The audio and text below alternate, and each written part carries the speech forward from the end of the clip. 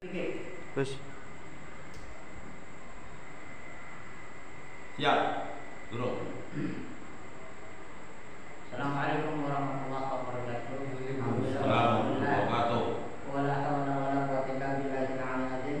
Qala rabbi ishrah li sadri wa yassir li amri wa hlul 'uqdatam min lisani yafqahu qawli.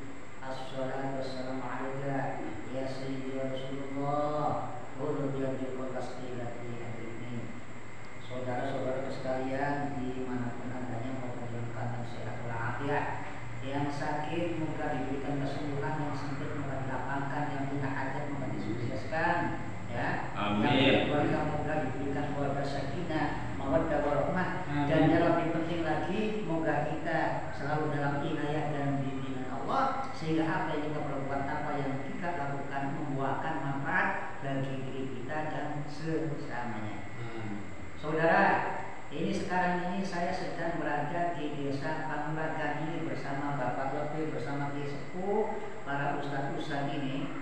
Tadi sedikit kita membicarakan tentang masalah-masalah yang sedang hangat sekarang ini, yaitu masalah isu nasab, ya.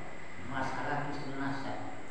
Bagi saya masalah nasab itu, saudara, hal yang amat penting, itu fardhu kifayah untuk kita pelajari, ya. Tetapi oleh karena saya punya keyakinan bahwa derajat itu bukanlah masalah keturunan atau masalah nasab, tetapi derajat itu adalah persoalan amal taqwa. Amal taqwa. Inna akramakum 'indallahi atqakum. Orang yang paling mulia di sisi Allah itu adalah orang yang takwa. Sedangkan orang yang takwa itu hanya bisa dilakukan oleh para ahli ilmu. Itu loh. Makanya innama yasyallah min ibadihi ulama. Ya, orang yang bisa membimbing kita, membimbing diri sendiri, membimbing umat, itu adalah para ulama, ahli ilmu. Dan itu juga dinyatakan oleh Allah sendiri, yarfa'illahu alladziina aamanu minkum walladzina utul ilma darajat. Gitu loh. Jadi kalau masalah nasab, saya pribadi ini, ya, beserta jamaah menilai kebaikan kemuliaan seseorang bukanlah berdasarkan siapa turunannya, datuknya, apa kedudukannya, apa geraknya, itu tidak. Itu nilai-nilai musyahadah.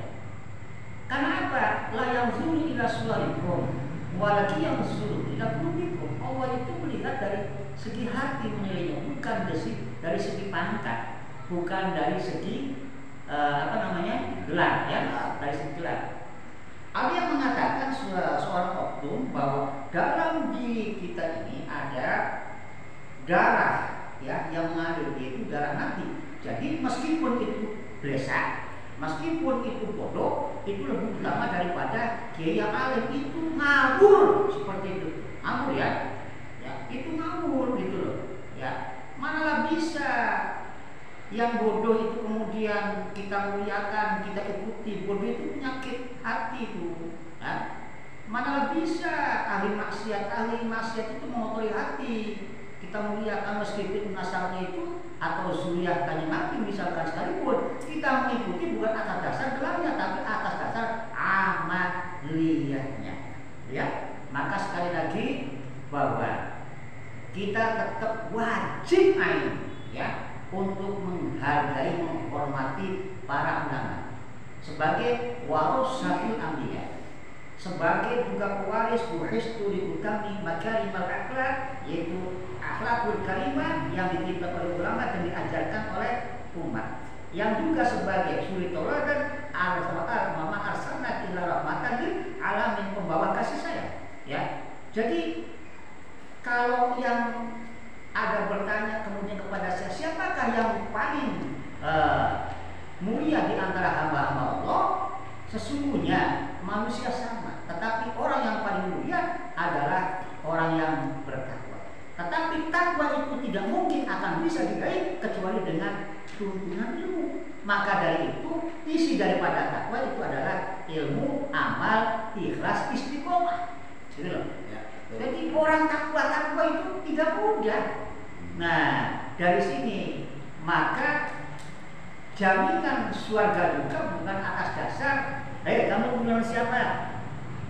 turunan zuriat Nabi. Misalkan ini harus dibedakan antara zuriat Nabi. Kalau sohibut, kalau Ahlul Bait itu ayat yang turun itu ya, ketika waktu itu ada kanjeng Nabi, ada Sayyidina Ali, ada Sayyidina Fatimah, ada Sayyidina Hasan al Husain. Jadi hanya 5 itulah. Ahlul Bait itu. Jadi Ahlul Bait itu adalah keluarga. Sedangkan makna zuriat itu keturunan. Keturunan itu boleh jadi bergelar Habib, bergelar Sayyid, bergelar Sayyid. Boleh jadi Habib yang dari Yaman ini adalah juga merupakan zuriatnya kanjeng Nabi, tetapi boleh jadi orang-orang Nusantara juga adalah zuriat bersambung dari Wali Songo, yang dimana Wali Songo itu silsilah nyambung dengan kanjeng Nabi. Artinya berarti kalau dikatakan zuriat, berarti di Nusantara ini zuriatnya Nabi termasuk beliau. Boleh jadi ini adalah zuriatnya Sunan Gunung Jati, yang kemudian Sunan Gunung Jati menyambung silsilahnya, nasabnya kepada kanjeng Nabi Muhammad SAW dalam Darul Al-Hasan. Ya, dalam Darul Al-Hasan. Demikian ya saudara.